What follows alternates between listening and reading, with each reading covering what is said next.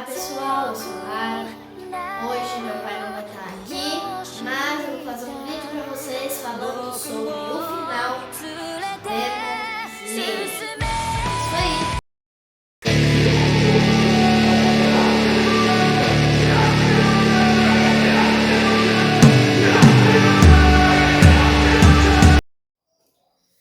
Bom, estou falando aqui para vocês de Demon Slayer, Kimetsu no Yaiba, o final do mangá. Então, depois do Distrito das Flores, o Tanjiro vai e volta para a Mansão das Borboletas, que é onde o Shinobu e a Kanao moram, né?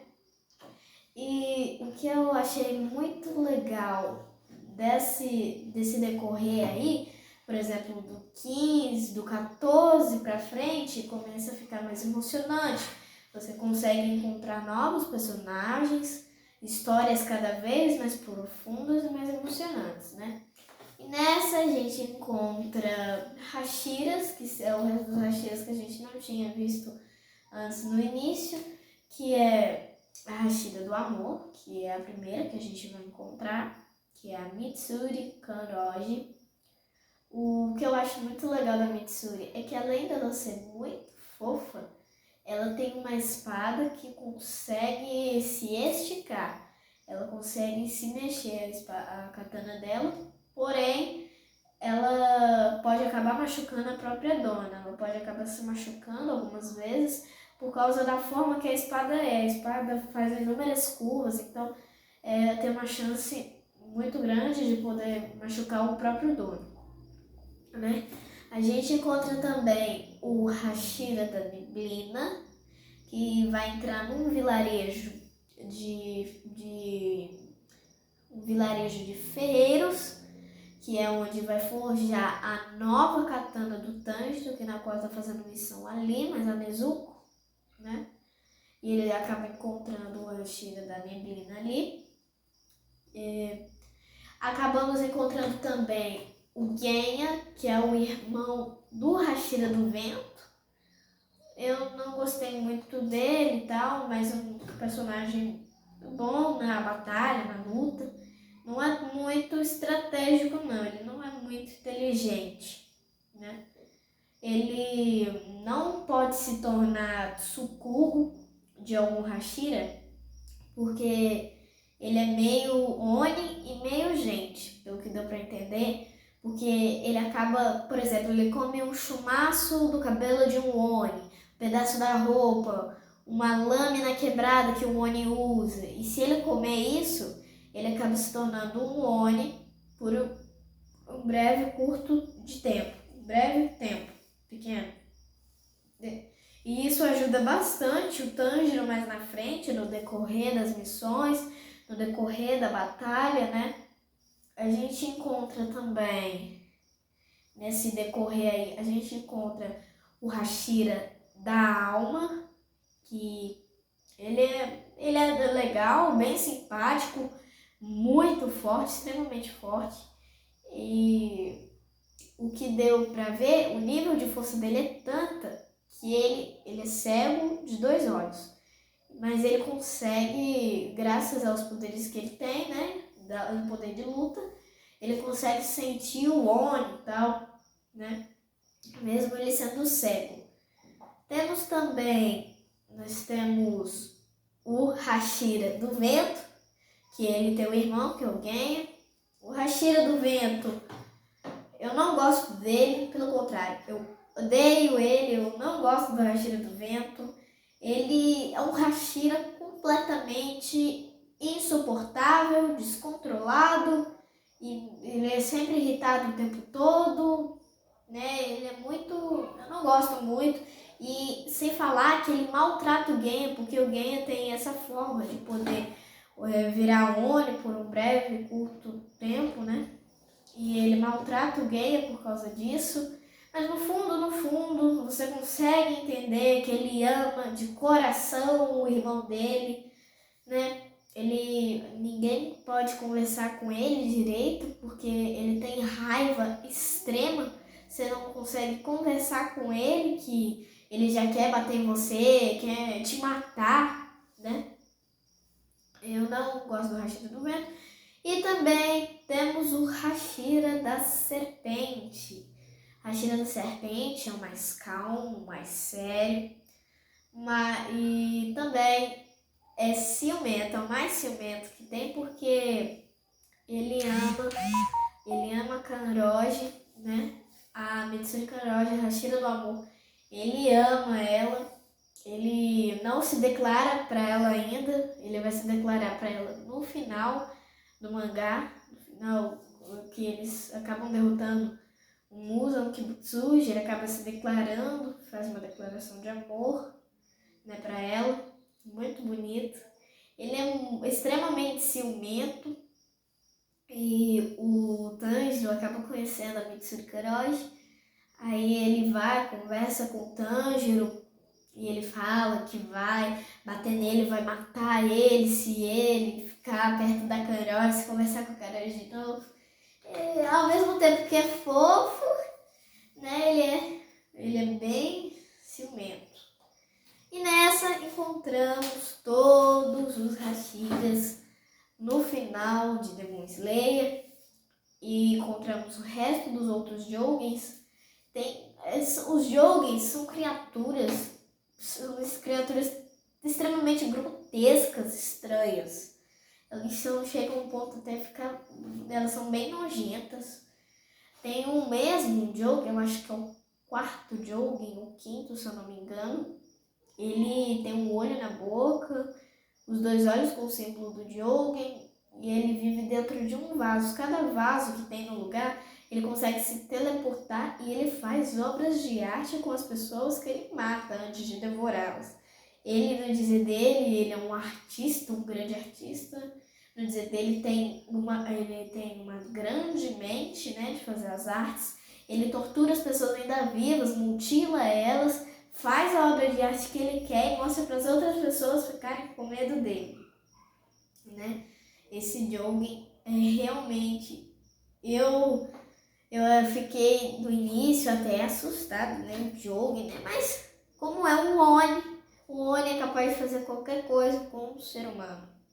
Tem uma que é uma Jogen que ela usa um banjo, ela consegue mover as paredes de lugar que a Kanroji e o Hashira da Serpente vão lutar contra ela, mas na frente, na batalha definitiva.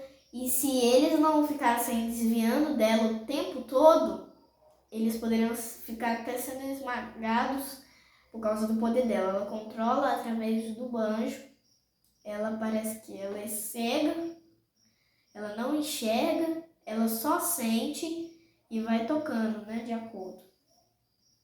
Temos também o Jogen, que matou o Rengoku no início, vocês lembram?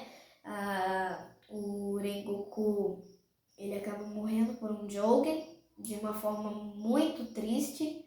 E a gente encontra esse Jogen mais na frente, no qual o Tanjiro e o Gyuto Tomioka vão lutar contra ele, né? Temos também o primeiro e o segundo Jogen, no qual tem eles estão vivos há mais de séculos. Eles são da época antiga. O primeiro Jogen, ele era um samurai da época antiga. Ele até matou o Musa uma vez, mas o Musa acabou ressuscitando porque ele havia movido os corações dele fora de lugar, né? Que eu vou explicar isso aí daqui a pouquinho, né?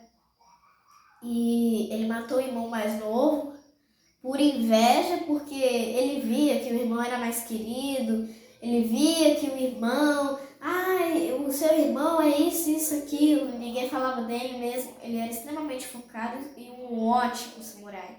Mas por causa disso ele acaba matando o irmão, ele vira um Jogen e nessa ele vira o primeiro Jogen.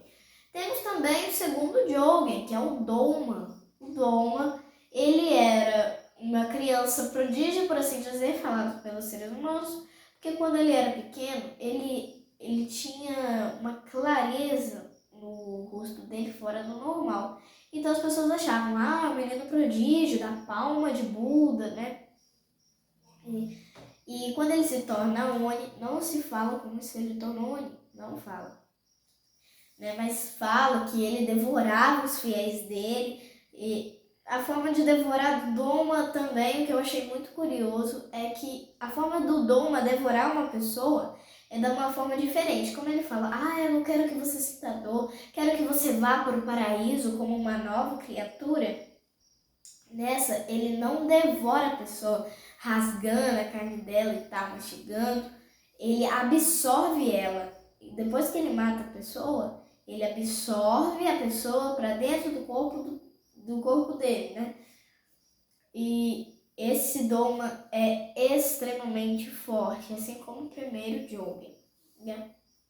E nessa, conhecemos o resto dos Jogens que sobraram, né? O que também a gente acaba conhecendo também, um pouquinho da história, do líder dos Hashiras, que é o Buyashiki. O Buyashiki, ele vinha de um clã que morreria depois dos 30 anos de idade. E se ele completasse 30 anos de idade, provavelmente a pessoa daquele clã iria falecer. Só que nessa, o Buyashiki, ele já passou dos 30 anos, pelo que dá pra explicar, e ele não morreu, mas ele tem um câncer, é algo muito estranho, não sei como explicar, mas parece que é um câncer que tomou conta do corpo dele. Ele tem uma esposa e tem, eu acho que 7 filhas e um filho, na qual no início a gente até pensa que era uma menina, porque é um de cabelinho preto, ele tem um jeitinho de menina, super delicado. E nessa, o Koyoharu Gotogi explica pra gente que, baseado na história da vida real também, que as crianças no Japão, na época antiga, a maioria dos meninos tinha uma saúde muito frágil. Então, eram tratadas como meninas até os 10 anos de idade. E nisso, o menino parece que tinha uns 9 anos de idade, por aí. E nessa a gente descobre, né? A gente descobre pouco tempo, muito tempo depois, no mangá quase acabando, a gente descobre que é um menino, na verdade, e as de cabelinho branco são meninas, realmente. E o Buyashiki parece que tem uma bomba dentro dele, porque quando o Muzan vai se encontrar com ele, porque o Muzan descobre e o médico dele receitou que ele aproveitasse o melhor momento da vida dele, porque ele não sobreviveria por mais dias. E o Muzan vai lá visitar ele, né? E os dois brigando um com o outro na forma verbal da coisa. Porque um fica falando pro outro, você nunca deveria ter nascido, você deveria ter morrido naquele momento, tal. E o Buyashiki se explode dentro da casa com o Musa Kibutsuji. A Tamayo, que era a antiga ajudante do Muzan, ela também ajuda nessa batalha, ela ajuda bastante. Ela injeta 3 venenos no Muzan quando ele explode dentro da casa, que ele fica preso em uma parte das árvores. E ela injeta 3 venenos nele, que um era para ele envelhecer, um para ele ficar mais lento e o outro para ele ficar com menos força. Cada hora que passava, ele ia ficar com menos força. E nessa os Hashiras vão atacar. E então a gente encontra os vários yogis no caminho e o filho do Buyashiki vai tomar o lugar dele na liderança dessa guerra, né? Uma verdadeira guerra. Onis e caçadores de Onis. Né? Os caçadores contra os Onis. Nessa, então, a gente vai, descobre, tem batalhas emocionantes, muito lindas.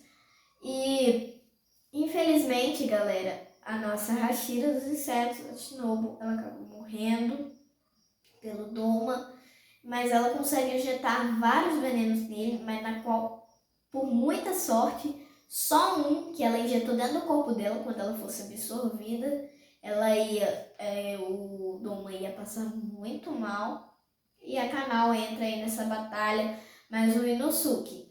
E nessa, o que eu gostei bastante foi como uma peça-chave na história do mangá, que o Inosuke, conta a história da mãe dele, como aconteceu, que ele foi encontrado pela javali. E o Doma conta que a mãe dele era maltratada pelo pai, pelo esposo, né? E pela sogra. Então ela decide fugir e acaba entrando no templo do Doma. E nessa ela acaba descobrindo que o Doma devorava os fiéis. Ela foge, vai para a floresta e ela acaba morrendo sendo devorada pelo Doma. Mas por sorte, ela deixa o Inosuke na água, ali no rio. Então ele é encontrado pela javali na montanha. E aí o Inosuke conhecendo, ele fica com uma raiva extrema, com mais ódio ainda, né? Com mais força de vontade de querer matar esse Jougen, que acabou com a vida dele e tal. E a Kanao, que é a Tsukugo da Shinobu, a gente acaba descobrindo uma técnica dela que é muito legal, mas também é extremamente arriscada. Essa técnica, a Shinobu ensinou para ela que você pode cortar o inimigo, ir com mais velocidade, porém, se você usar por muito tempo, você pode ficar cego, né?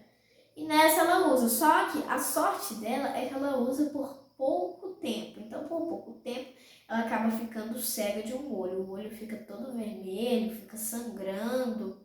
Ela tem sorte ainda que tem um outro olho, ela tem o olho direito ainda para poder enxergar. E ela vai usar essa técnica de novo no Muzan Kibutsuji, o que não vai fazer tanto efeito, né? Mas vai ajudar um pouco. E a estratégia de batalha deles, que eles descobriram, a gente não vai conseguir matar o Muzan porque ele tem 5 cérebros e ele tem 7 corações. Porém, esses cérebros e corações, ele consegue mover para qualquer parte do corpo dele. E nisso fica muito difícil de acertar esses locais. Então, a estratégia deles é o quê? Vamos lutar com o Muzan Kibutsuji até o amanhecer. E nisso era meia-noite, por aí. Meia-noite, 1h, por aí. A batalha é muito difícil, muito arriscado. O Tanjiro, ele quase morre ele até algumas partes ele acaba desmaiando, porque ele usa extremamente toda a força que ele tem, né? Ele acaba até ficando extremamente fraco, não consegue nem levantar do nível que tá. Ele usa a dança do Deus do Fogo, na qual deixa ele extremamente cansado, porque ele não domina essa técnica tão bem, ele não domina essa técnica 100%. Nisso, eles conseguem ver Muzan Kibutsuji, ele fica tipo um bebezão gigante, muito estranho. Ele tenta até transformar o Tanjiro em Oni, controlando a cabeça do Tanjiro, mas graças a Nezuko, o Tanjiro fica um ser humano normal e o Rei dos Onis morre no final de Demon Slayer. Porém, na metade do mangá pra frente, a gente vê os descendentes deles, bisnetos, bisneto, neto, taraneto, né? O que lembra, galera, que o Tanjiro no início fez uma promessa para Nezuko quando ela estava extremamente mal no início do mangá, falando que ia transformar ela em humana de novo. Então, o que o Muzan procurava desde o início estava dentro do corpo da Nezuko, que era o lírio da aranha azul.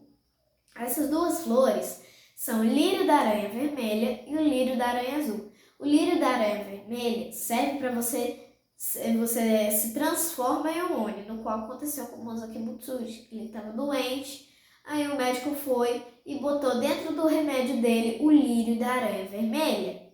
E nessa ele acaba matando o médico em um ataque de raiva, de fúria. E ele descobre e ele procura por todo o Japão quem ingeriu essa planta, né, para poder matar e absorver, ou então encontrar a própria flor, que na qual é o lírio da aranha azul. que consegue fazer com que íons não queimem no Sol ou transformem-se em humanos novamente. No caso, aconteceu com a Nezuko. A Nezuko, ela fica embaixo do Sol para poder proteger um ferreiro e ela descobre que o Sol não queima mais ela. Ela vira uma humana novamente, ela volta a falar, ela não usa mais aquela mordaça, ela não tem mais poderes de Oni. E assim acaba o final de Demon Slayer, contando e tal. Ela se casa com o Zenitsu e o Tanjiro se casa com a Kanao. Mas desde o início, né, a gente via que ele gostava extremamente da Kanao, já dava dicas de ajuda dela e tal. Você já via desde o início que ele gostava muito da Kanao. Eles acabam se casando e mostram os descendentes, os filhos, os netos. O que eu não gostei, não era necessário botar isso no mangá, né? Então, galera, de 0 a 10 para Demon Slayer, eu dou 9 por causa do final de Demon Slayer, que botou uma coisa desnecessária nisso. Botar descendentes não tinha tanta necessidade, só a história do que estava acontecendo ali já estava super emocionante, super legal, ótimo. Mas por causa do final, de 0 a 10, eu vou dar 9. Galera, deixa o like, se inscreve no canal, ativa o sininho das notificações para não perderem nenhum vídeo. Lembrando, galera, aqui no RedGo nós temos uma loja de informática, RedGo Informática. Nosso e-mail e nosso número de WhatsApp vai estar aqui embaixo na descrição do vídeo. Até o próximo vídeo, galera! Tchau, tchau!